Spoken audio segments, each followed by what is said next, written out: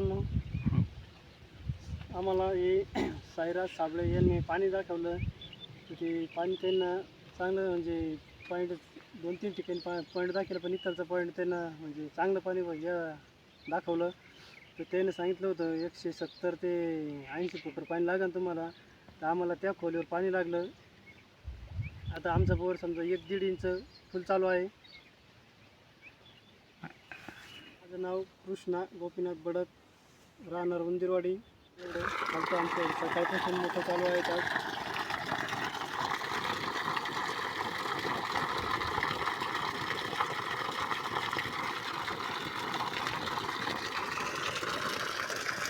यशस्वी होतं बुवा. साईराज साबळेला नक्की कॉल करा. आपल्याला जवळपास त्यांनी 5-7 पॉईंट दिलेले, सगळं ओके.